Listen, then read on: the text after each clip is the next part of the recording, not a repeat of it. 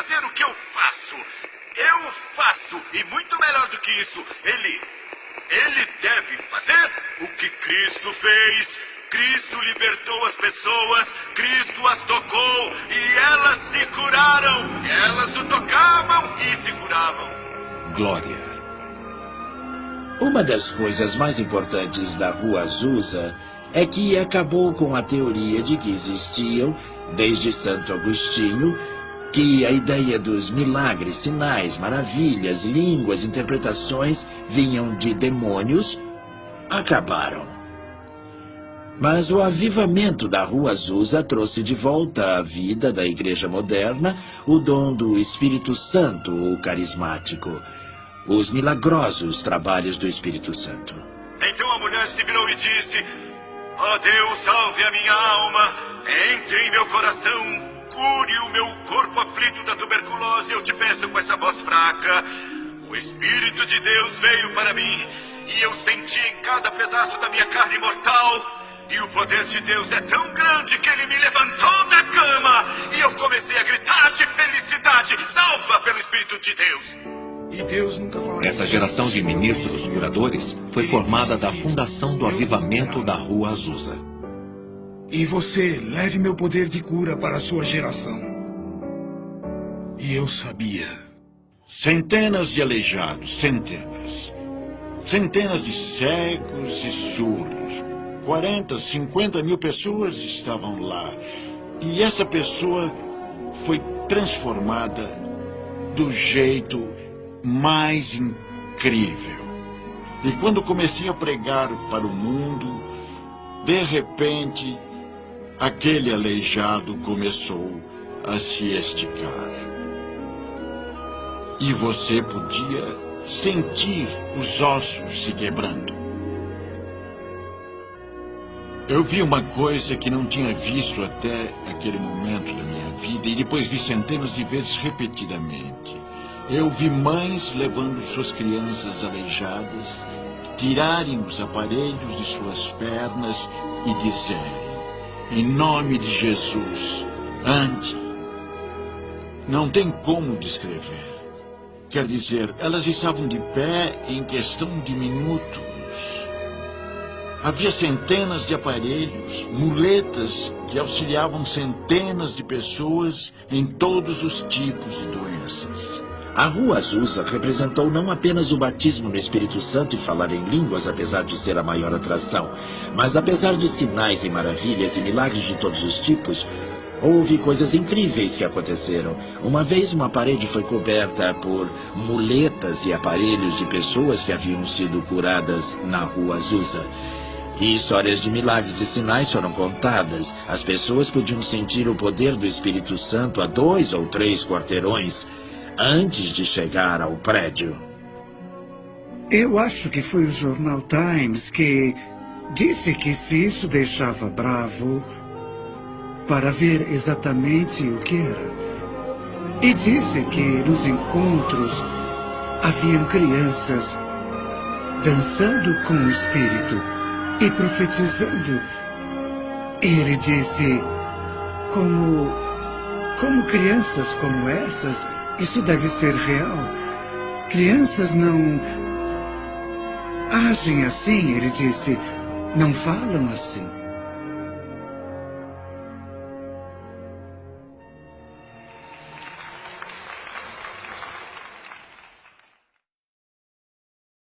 Foi um grande movimento cultural.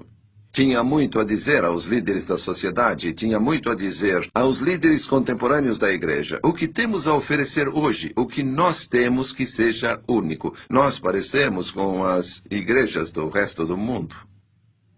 Compromisso.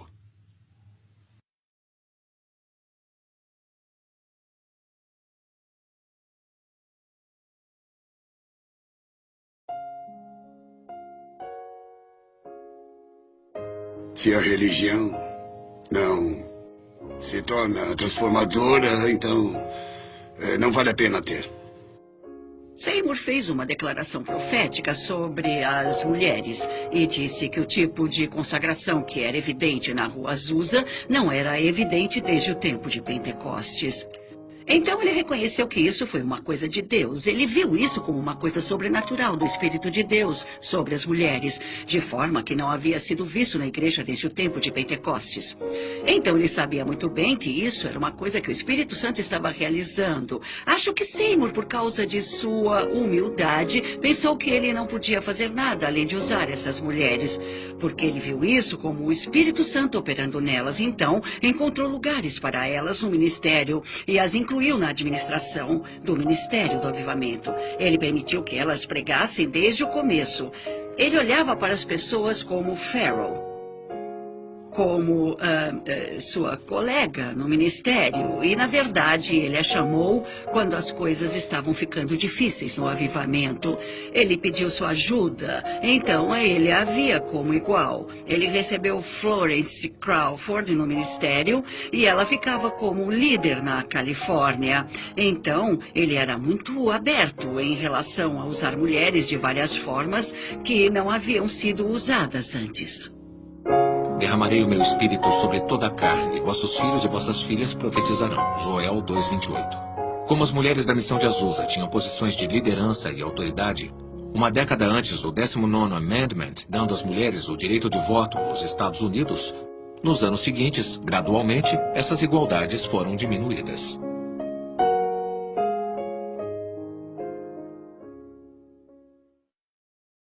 Se há uma fraqueza no pentecostalismo, é que deixamos a cultura ao nosso redor nos espremer no molde dela, quase em oposição a Romanos 12:1-2, sobre não se conformar em relação ao mundo. Mas o mundo, de certa forma, nos colocou em um modelo e disse, vocês não podem ser assim, não devem ser assim. E aí, como resultado, nós abrimos mão de várias coisas que nos tornaram o movimento que somos. Os pentecostais eram considerados fanáticos, eram considerados de classe baixa, eram considerados sem educação. E eles queriam algum respeito. Um dos preços que se tem que pagar pelo respeito é que você tem que incluir as mulheres. Isso era conhecido como uma operação que dava às mulheres liberdade, que era nova e desconhecida. Então, se vamos ser respeitados, nós temos que incluir as mulheres. Nós fomos profundamente influenciados dentro do pentecostalismo pelo movimento evangélico. Os evangélicos foram o primeiro grupo de cristãos que deram qualquer atenção às igrejas pentecostais como igrejas cristãs sólidas. No começo éramos vistos como frios, éramos vistos como céticos, éramos vistos como pessoas que deveriam ser marginalizadas da sociedade. E foram os evangélicos que vieram para nós quando formamos a Associação Nacional de Evangélicos e disseram, vocês podem nos ajudar e nós ajudamos vocês. E esse reconhecimento valeu muito para nós. Havia uma revolta contra a ideia moderna de mulheres e a liberdade e as coisas que vinham junto, mas ao mesmo tempo o movimento queria ganhar respeito porque desde o começo eles lutaram e eram vistos como causadores da diferença. Então os pentecostais eram considerados o mal e eles não queriam mais ser vistos dessa forma. O papel das mulheres mudou conforme as igrejas foram ficando maiores. Não as coloquem no púlpito, não permitam que elas tenham palavra igual ao governo da igreja. E acho que parte disso foi um acordo dos evangélicos, que sempre foi considerado o principal, as mulheres manterem o silêncio na igreja, e eles não veem o livro de Joel e o livro dos Atos da mesma forma que os pentecostais. Uma troca por serem aceitos no movimento evangélico era a mudança da posição das mulheres. E, infelizmente, acho que os pentecostais foram levados a não lutar, a se acomodar pelo fato de que o que realmente o torna pentecostal é ser batizado no Espírito e, em muitos casos, que tenha falado em línguas.